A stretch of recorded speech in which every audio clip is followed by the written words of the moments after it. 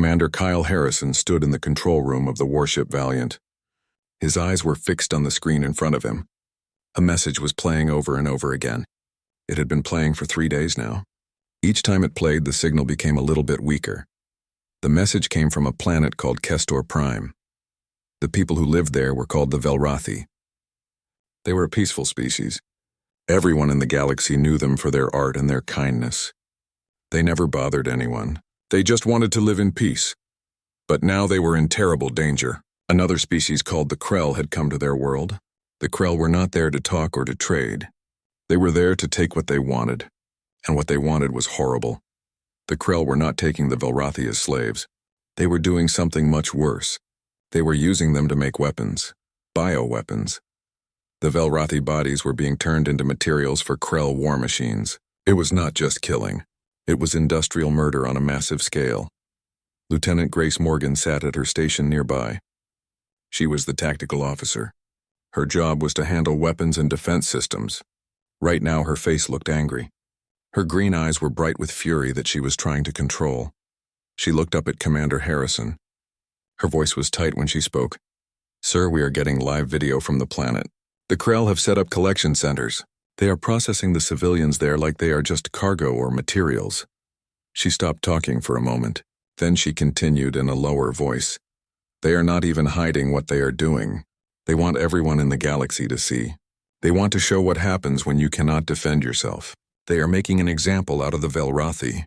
Harrison felt his hands ball into fists. He took a deep breath. Humanity had only joined the Galactic Council 15 years ago. Many species in the galaxy still did not trust humans. They thought humans were dangerous. Earth was listed as a Class 12 death world. That was the highest danger rating a planet could have. It meant that Earth was so dangerous that everything on it had evolved to be a killer. The plants were poisonous. The animals were predators. Even the weather could kill you. Humans were not the biggest species in the galaxy. They were not the strongest either. They could not run as fast as some aliens. They did not have thick armor on their bodies. They did not have claws or fangs or venom. But humans had something else. They never gave up. They could adapt to almost anything. And when they were threatened or when they saw something evil, they became extremely efficient at dealing with it. Some said humans were the most dangerous predators in the galaxy, not because of their bodies, but because of their minds. "How long before we get to Kestor Prime?" Harrison asked. Lieutenant Jake Patterson was sitting at the navigation station. He checked his screens and answered quickly. 4 hours if we push the engines to maximum, sir." "Make it 3 hours, Harrison said. His voice was calm, but there was steel in it. "And send a message to the Krell fleet. Tell them that the Terran Defense Force has received the Velrathi distress call. Tell them they have one chance to leave the planet peacefully." Just one chance. Grace looked at her commander. A small, grim smile appeared on her face. She knew what was coming next, and if they say no, sir? If they refuse to leave? Harrison turned to look at his crew. Every person on the bridge understood what this decision meant.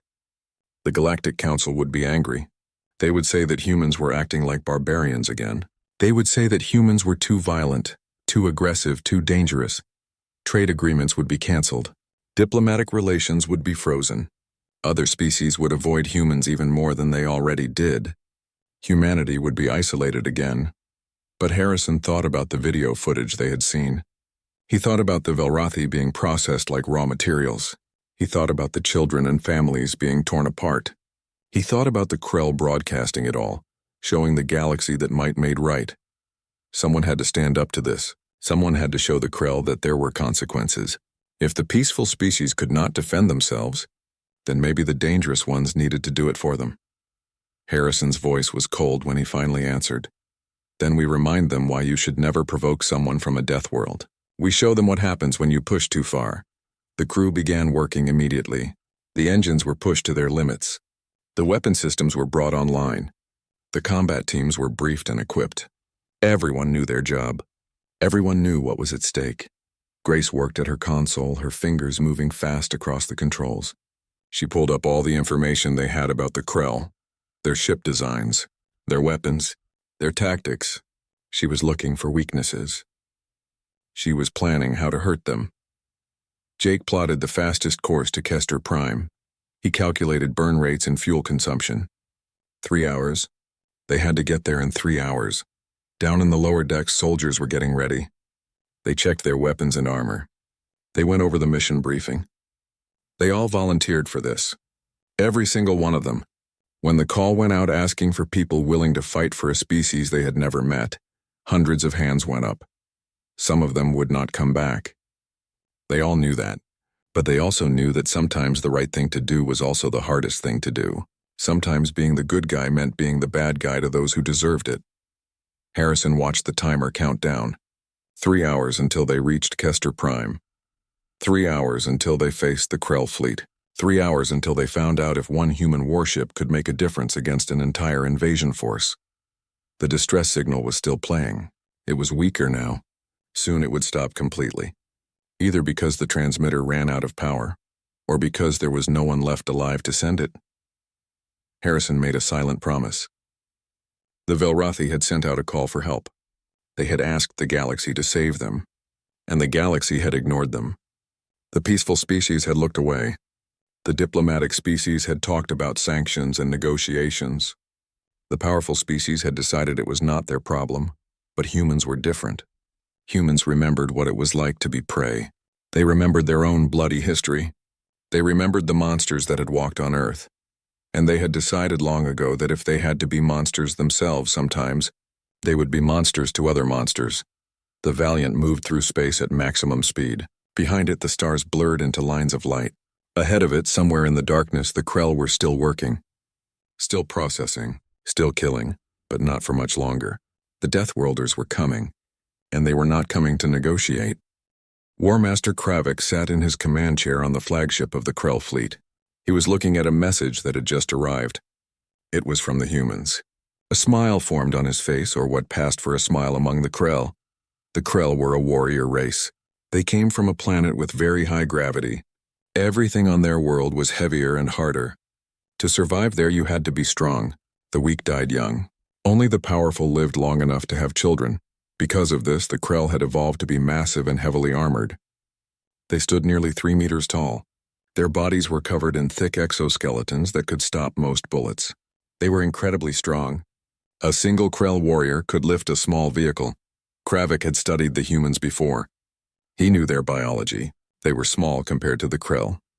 They had soft skin with no natural armor at all. They had no claws or fangs. They had no venom or poison. They were not particularly strong or fast compared to other species. The humans were clearly prey animals that had gotten lucky.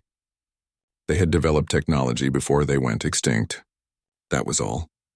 Give them some tools and they thought they were powerful. But without their machines, they were nothing. War Master, should we respond to their message? His communications officer was waiting for orders. Kravik's mandibles clicked together. It was a sound of amusement. Among his people, it meant he found something funny. Yes. Tell the humans that Kester Prime now belongs to the Krell Imperium. Tell them that any interference will be considered an act of war. And send them footage from our processing centers. Let them see what we do to those who are weak. Let them see what happens when you cannot defend yourself. The message was sent. Kravik turned his attention back to the planet below. The harvest was going well. They had already processed 3 million Velrathi. 7 million more remained. The biorefineries were working perfectly. The genetic material they were extracting was very pure. It would make excellent weapons. The Krell had been doing this for decades. They would find a weak species, invade their world, and harvest them. The Galactic Council would complain. There would be meetings and debates. Sanctions would be discussed. But nothing ever really happened. The powerful species did not want to risk war. The peaceful species could not fight back. And so the Krell continued. Kester Prime was just another harvest. Another weak species that would be turned into weapons and resources. In a few weeks they would be done here. Then they would move on to the next target. When the sensors detected the human ship dropping out of faster-than-light travel, Kravik barely looked at it. One ship. The humans had sent one ship against his fleet of 47 war cruisers. It was almost insulting. Did they think so little of the Krell? Shall we destroy them, War Master? Not yet. Let them watch for a while. Let them see how powerless they are. When they realize they cannot do anything, they will leave.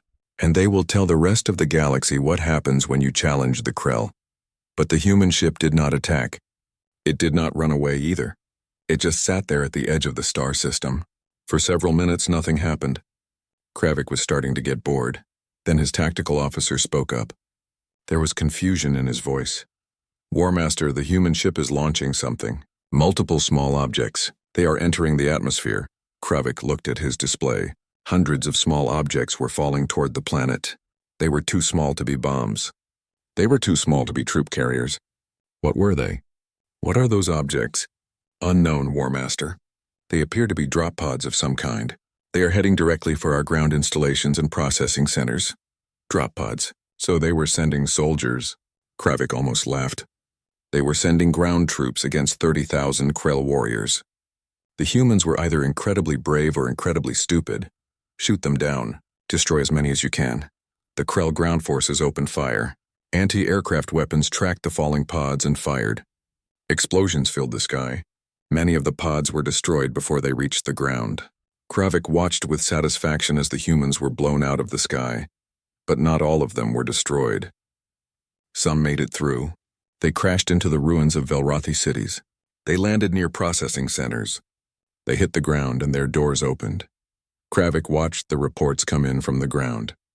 The humans who survived the landing were moving fast. They were not trying to hold positions. They were attacking immediately. The first contact report came in within minutes. A Krell patrol had encountered human soldiers. The patrol had been wiped out in seconds. All 6 warriors dead, Kravik frowned. That should not have been possible. Krell warriors were tough. Their armor could withstand heavy weapons fire. How had the humans killed them so quickly? More reports came in. Another patrol destroyed. A guard post overrun. A supply depot blown up. The humans were moving through the city like ghosts. They would appear, attack, and disappear before reinforcements could arrive. How many humans made it to the surface? Kravik demanded. We estimate fewer than 300, War Master. 300. 300 humans against 30,000 Krell. It should have been a massacre. The humans should have been crushed immediately, but the reports kept coming. Processing Center 7 had gone dark. The guards there were not responding. Processing Center 3 was under attack. Processing Center 12 had been destroyed. The humans were targeting the processing centers specifically. They were freeing the Velrothi prisoners, and worse, they were arming them with captured Krell weapons. Kravik felt something he had not felt in a very long time. It was not quite fear. The Krell did not fear. But it was close. It was the feeling that maybe he had made a mistake. That maybe he had underestimated the enemy. He had read the reports about Earth, he had seen the classification. Class 12 Deathworld. At the time, he had thought it meant nothing. So the humans came from a dangerous planet. Many species did. It did not make them warriors. But now he was starting to understand what Deathworld really meant. It did not just mean the planet was dangerous. It meant that everything that evolved there had to be dangerous just to survive. It meant that the humans had spent millions of years learning to kill or be killed. The Krell were warriors by choice and by culture. But the humans were predators by nature and by necessity. Another report came in. Processing Center 1 was under attack. That was the main facility. That was where they were holding over 200,000 Velrothi prisoners. Kravik made a decision. If the humans wanted to play hero, he would show them the cost. He would show them what happened when you interfered with the Krell. Deploy the war mechs. Send them to all processing centers. And send a message to the human ship. Tell them if they do not withdraw immediately, I will execute every single prisoner in the main facility. Tell them they have 10 minutes to decide. The message was sent. Kravik sat back in his chair. The humans would back down. They had to. They could not possibly sacrifice 200,000 lives just to continue their attack. But deep down, a small part of him wondered. These were Deathworlders. These were humans. Would they really back down? Or would they do something even more insane? Sergeant Danny Cooper hit the ground hard. Even with the shock absorbers in his drop pod, he felt the impact through his entire body. His combat armor protected him, but it still hurt. For a moment, he just sat there, catching his breath. Then his training took over. He pushed the pain aside and kicked open the pod door. Hot air rushed in. The smell of smoke and fire filled his nose. He grabbed his weapon and jumped out. Around him, the city was burning. Buildings were collapsed or damaged. Bodies lay in the streets. Some were Velrothi civilians. Some were Krell soldiers. The battle had been going on for days before the humans arrived. In the distance, he could see the processing center. It was a massive building made of metal and concrete. Smoke rose from its chimneys. Danny knew what that smoke meant. He knew what was happening inside that building. Alpha Squad, sound off. He spoke into his communication device. He needed to know who had made it, till 5 voices answered. Private Nicole Hughes, Corporal Marcus Bell, Private Stephen Cole, Private Linda Wright, Private Aaron Brooks. 6 people including himself. They had launched with 12. 6 others had died on the way down, shot out of the sky by Krell weapons. Danny felt anger rise in his chest, but he pushed it down. There would be time to mourn later. Right now they had a job to do. Listen up. Command has authorized total warfare protocols. That means there are no rules anymore. We do whatever it takes to complete the mission. Is that clear? Clear, sir. The voices were hard, determined. Nicole checked her weapon. It was a railgun, a powerful magnetic weapon that could punch through heavy armor. She had trained with it for months. She was good with it. So we are not taking prisoners? She asked. Danny looked at her. His face was grim. The Krell do not take prisoners. They kill everyone. So no, we are not taking prisoners either. They made the rules. We are just playing by them. The squad moved out. They stayed low and moved fast. They used the ruins for cover. They were trained for this. Urban combat, fighting in cities. This was what human soldiers did best. The Krell were big and strong. They were tough and hard to kill. But they were also slow. They relied on their armor and their strength. They did not think they needed to be careful or smart. That was their mistake. The first Krell patrol they found was walking down a street. 6 warriors in heavy armor. They were carrying energy weapons. They looked confident, like they owned the place. The humans let them get close. Then Nicole fired her railgun. The magnetic round hit the lead Krell in the chest. It went right through his armor like it was paper.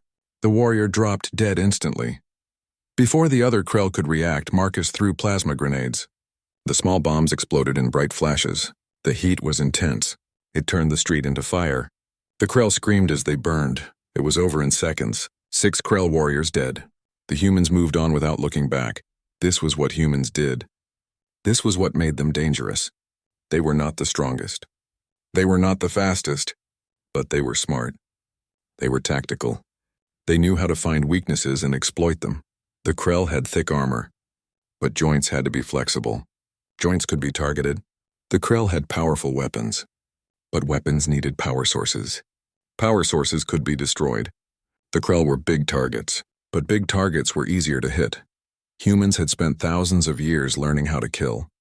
Not just kill, but kill efficiently. They had fought wars on every continent of their death world. They had developed strategies and tactics. They had learned from every battle, every defeat, every victory.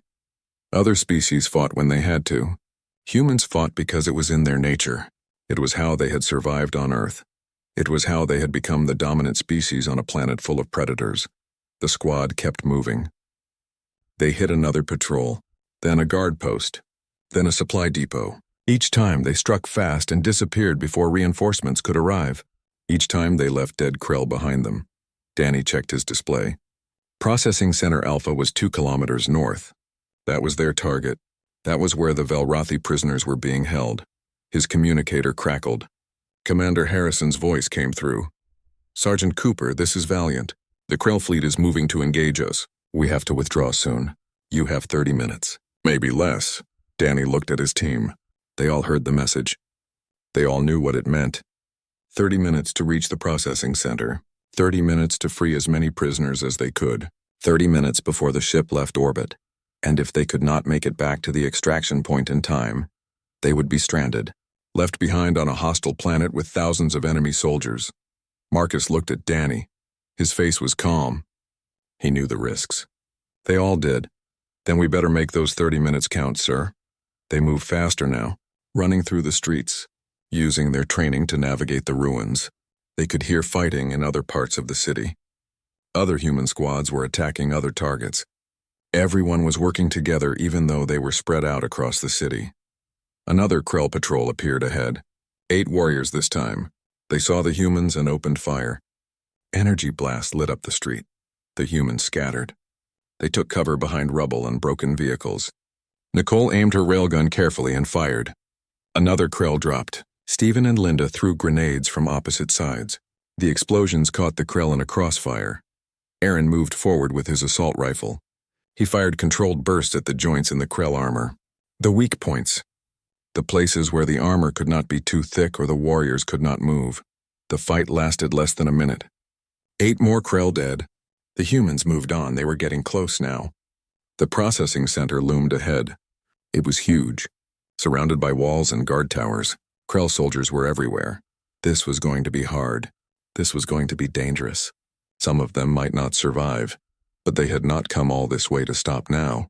They had not dropped from orbit and fought through enemy lines just to turn back. Danny looked at his squad. They were ready. They were scared, but they were ready. That was another thing about humans.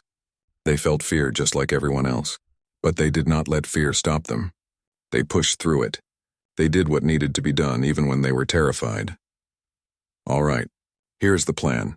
Nicole, you take out the guard towers. Marcus, Stephen, you handle the gate. Linda, Aaron, you are with me.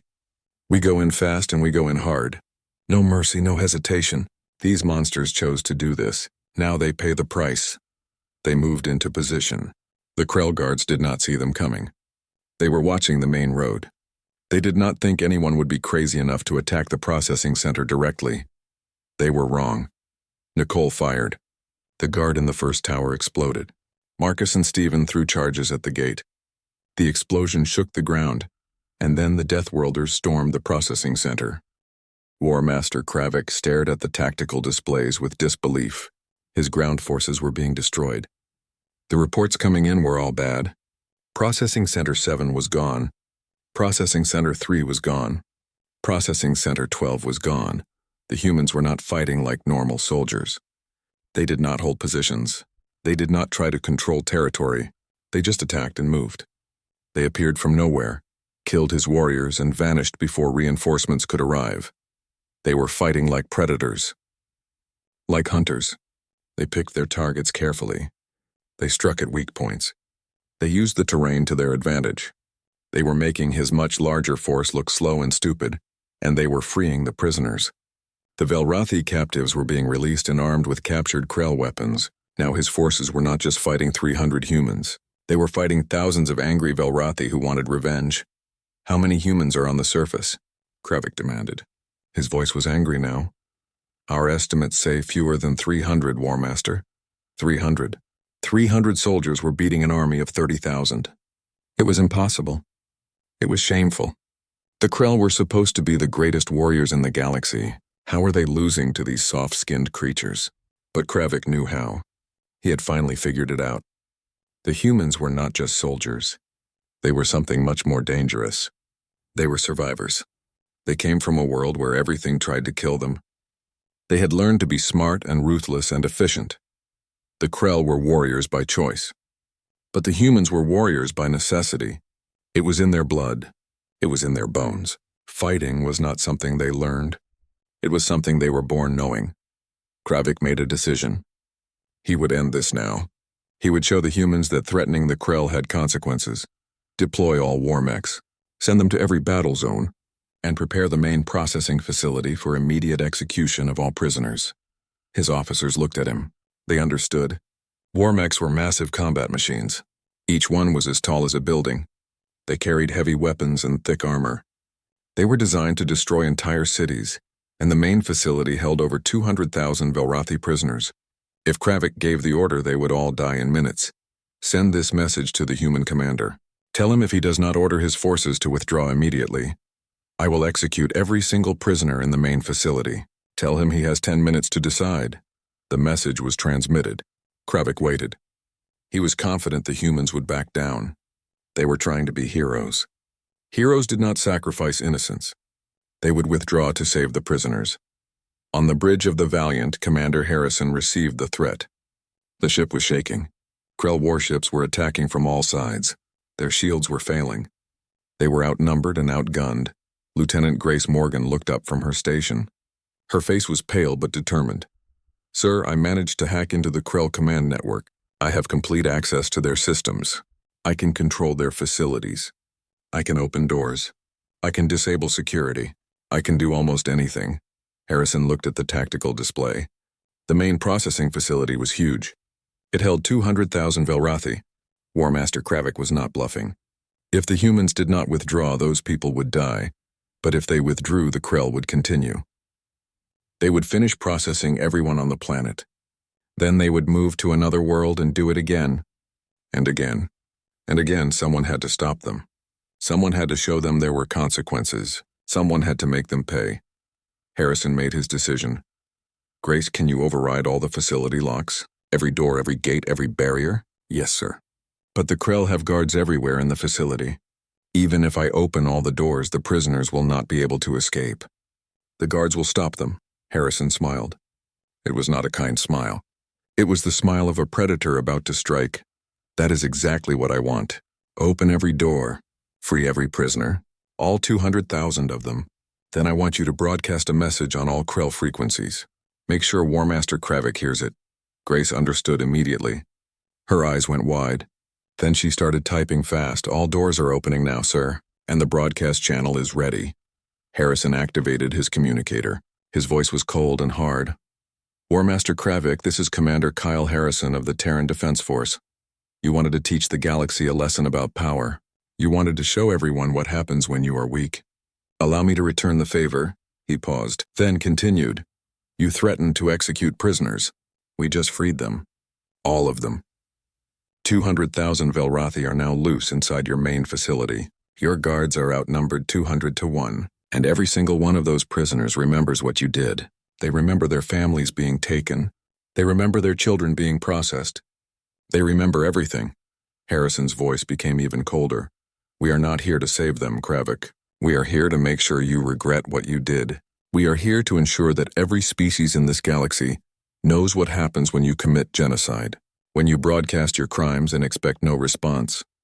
You wanted the galaxy to fear you. Now they will fear what happens when you push Deathworlders too far. On his flagship, Kravik heard the message. For a moment, he did not understand.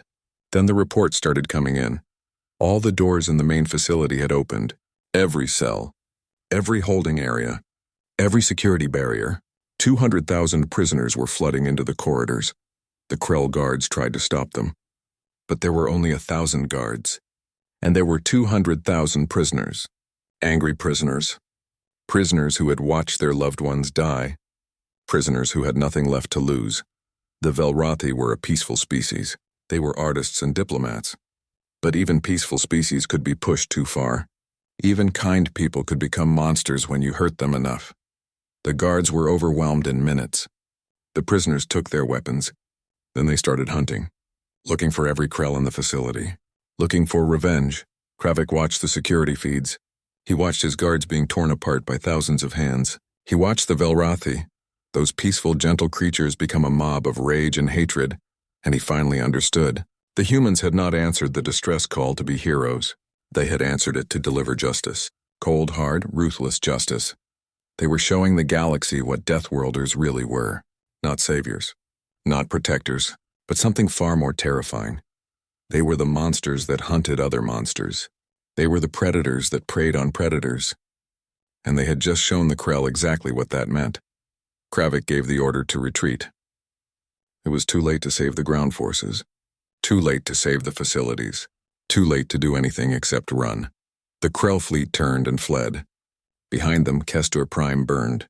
And in the ruins, humans and Velrathi worked together to hunt down every Krell soldier that remained. The battle for Kestor Prime continued for 3 more hours after the Krell fleet retreated. The ground forces that had been left behind tried to fight, but they were outnumbered and surrounded. They had nowhere to run. The war mechs that Kravik had deployed fought hard.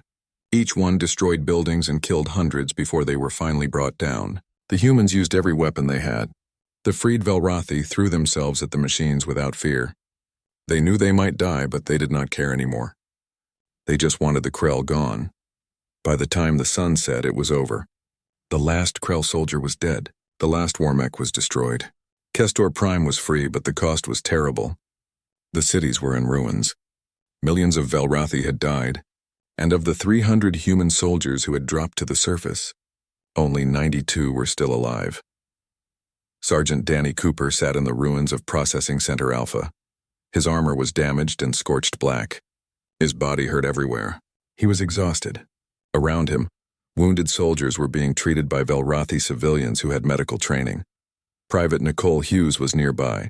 She had lost her left arm below the elbow. A plasma blast had taken it. She was in pain, but she was alive. The medics had stopped the bleeding and given her something for the pain.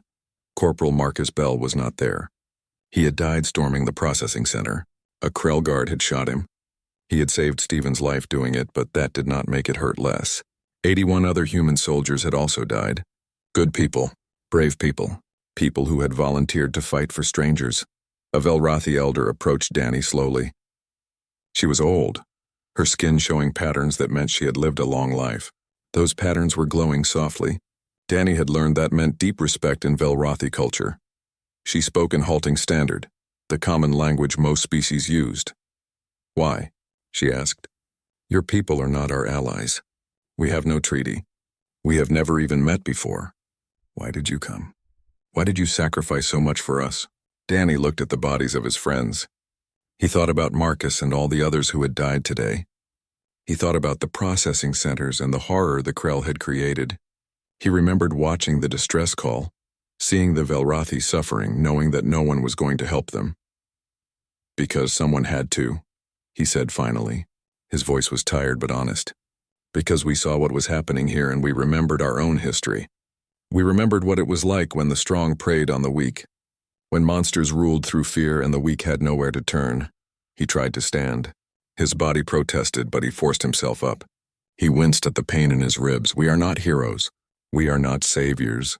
We are just Deathworlders who decided that if we had to be predators, we would prey on those who deserved it, on those who hurt the innocent, on those who think might makes right." The Velrathi elder looked at him for a long moment. Then she bowed deeply. It was a gesture of profound respect and gratitude. On the bridge of the Valiant, Commander Harrison was writing his report to Terran Command. It was not going to be a pleasant report. The ship was heavily damaged. They had lost over 200 crew members in the battle with the Krell fleet, and 70% of their ground forces were dead. The Galactic Council had already sent messages. Strong messages. They condemned the human action as aggressive and inappropriate. They said humanity had no right to interfere in Krell operations. They said this would have severe diplomatic consequences. 16 species had already cut diplomatic relations with Earth. Trade agreements were being canceled. There was talk of economic sanctions. Some species were even suggesting that humanity should be removed from the Galactic Council entirely. But Lieutenant Grace Morgan showed Harrison something else. Something the Council did not want to talk about. "Sir, look at this. We have been receiving private messages from all over the galaxy. 37 species have sent messages thanking us. 42 have requested military cooperation agreements. 18 have asked if we can provide protection for their refugees." Harrison read through the messages. They were from small species. Weak species. Species that could not defend themselves. Species that the Galactic Council ignored because they had no power or influence. They were grateful. They were hopeful. They were saying that finally, someone had stood up to the bullies. Someone had shown that the victims mattered, that their lives had value. "The galaxy is changing, sir," Grace said. "We showed them that power does not have to bow to cruelty, that someone will answer when they call for help, that there are consequences for genocide." Harrison nodded slowly. He understood what she meant. But he also understood the cost, and we showed them the price of that justice, that it is not gentle or forgiving, that we are willing to sacrifice everything to do what is right, that we will become monsters ourselves if that is what it takes to stop greater monsters. He looked out at the stars, at the vast darkness where millions of species lived and died. Somewhere out there, the Krell Imperium was regrouping. They would lick their wounds and plan revenge. Other aggressive species were watching too. Some would see humanity's actions as weakness. Others would see them as a threat. The powerful species of the Galactic Council would continue to play their political games. They would negotiate and debate while the weak suffered. They would look the other way when convenient. They would prioritize stability over justice, but the weak species would remember. The victims would remember. They would remember that when industrial horror came to their worlds, when genocide threatened to consume them, the Deathworlders answered the call, not with mercy, not with forgiveness, but with justice. The kind of harsh, uncompromising justice that only a species forged in the fires of a death world could deliver. Jake Patterson spoke up from his station. "Sir, we are receiving a transmission from Earth Command. Admiral Chen wants to speak with you privately." Harrison took a deep breath. This would be the hard part. Explaining to his superiors why he had started an incident that might lead to war. Why he had risked his ship and crew for a species Earth had no formal relations with. But he would do it. He would explain exactly why they had done what they did. And he would accept whatever consequences came from it, because someone had to stand up. Someone had to show the galaxy that evil would be met with force, that genocide would not be tolerated, that the strong could not prey on the weak without facing consequences. Down on Kester Prime, the survivors were starting to rebuild. Humans and Velrathi worked side by side. They cleared rubble. They treated the wounded. They buried the dead, and they remembered. They would always remember this day. The day the Deathworlders came. The day justice was delivered not with kindness but with fire and blood. The galaxy would remember too. Some would curse the humans as barbarians. Others would thank them as saviors. But everyone would know one thing for certain. You do not provoke a Deathworlder. Not unless you are ready to face what they truly are. Not unless you are prepared for the kind of ruthless efficiency that comes from millions of years of evolution on a planet where everything is trying to kill you. The Krell had learned that lesson. They had paid for it in blood, and every other species in the galaxy had just been given a very clear warning. Earth's Deathworlders had answered the SOS, but they had not come with kindness. They had come with something far more powerful: justice. 3 months had passed since the Battle of Kester Prime. That was what everyone was calling it now. The Battle of Kester Prime. Some called it the Deathworlder intervention. Others called it the Day of Justice. The Krell had their own name for it, but they did not speak it out loud. Commander Kyle Harrison stood in the hearing room at Terran Defense Force headquarters. The room was full of officials, admirals, and politicians. They had been questioning him for hours, asking him to explain his actions, asking him to justify what he had done. Some wanted to give him a medal. They said he was a hero who had saved an entire species. Others wanted to court-martial him. They said he had acted without proper authority and caused a diplomatic crisis. Harrison did not care which group won. He had done what he thought was right. He would accept whatever came next. The chairman of the Defense Committee, an older man named Director Pierce, leaned forward. "Commander Harrison, you violated several protocols. You engaged in combat without formal authorization from Earth Command. You risked starting a war with the Krell Imperium, and you caused severe damage to our diplomatic standing in the Galactic Council. Do you have anything to say in your defense?" Harrison stood straight. His voice was calm and clear. "Yes, sir. I did all those things. And I would do them again." The Krell were committing genocide. They were processing millions of innocent civilians like raw materials, and the galaxy was doing nothing. The Galactic Council was having meetings while people died. I could not stand by and watch. None of us could. "You could have waited for orders," another official said. "You could have requested permission. By the time permission came, there would have been no one left to save." The Krell were processing 10,000 people per day. Every hour we waited meant more deaths. I made a choice. I chose to act. Director Pierce looked at a screen in front of him. He was reading something. Then he looked back at Harrison. "Your actions have caused problems. 16 species have cut diplomatic ties with us. The Galactic Council has issued formal censure. Trade agreements worth billions have been canceled. But you have also received support from 42 other species. Species that want military alliances with Earth. Species that see us as protectors now." He paused. "The galaxy is dividing, Commander. There are those who think we are dangerous, and there are those who think we are necessary. Your actions have forced everyone to choose a side." Harrison nodded. He had expected this. When you stand up to bullies, you make enemies, but you also make friends. You show people that they do not have to accept injustice, that there is another way. "What will happen to me, sir?" Director Pierce was quiet for a moment. Then he spoke. "The decision has been made. You are being promoted to captain. You will command a new ship, a bigger ship with more weapons and more soldiers. Because whether we like it or not, the galaxy now expects us to do what you did, to answer the calls for help, to be the ones who stand up to evil." He looked around the room at the other officials. Humanity is forming a new division, the Intervention Fleet. Its mission will be to respond to situations like Kester Prime, to help species that cannot help themselves, to ensure that genocide and mass murder have consequences. Another official spoke up. This one was a woman named Administrator Scott. You need to understand, Captain Harrison, this is not going to be easy. Many will hate you for what you do. They will call you a warmonger. They will say humans are proving that they are too dangerous, too violent, but others will see you as their only hope. The galaxy is changing and you are at the center of that change. Harrison thought about Sergeant Danny Cooper and the others who had died on Kester Prime. He thought about the Velrathi who had been saved. He thought about the message they had sent to the galaxy. I understand, ma'am.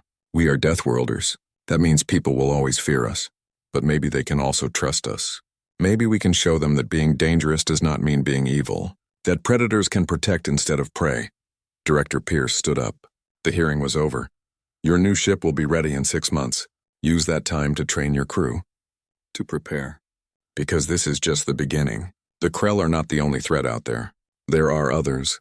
And they are all watching to see what we will do next. On Kester Prime, the rebuilding continued. The Velrathi were slowly putting their world back together. The cities were being repaired. New buildings were being constructed. Life was returning to normal, or at least a new kind of normal. The memorial stood in the center of the capital city. It was a massive sculpture made of crystal and metal. It showed a human soldier standing beside a Velrathi civilian. Both were looking up at the stars. Both were reaching toward the future. Engraved on the base were the names of all who had died.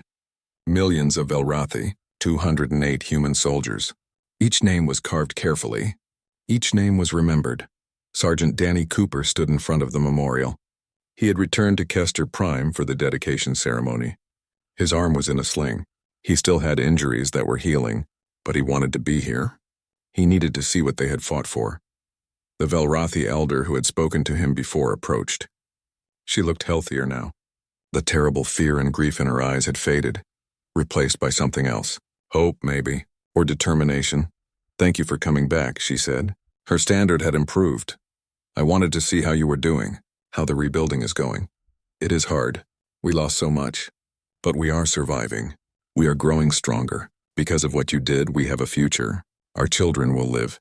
Our culture will continue. She gestured at the memorial. We will never forget.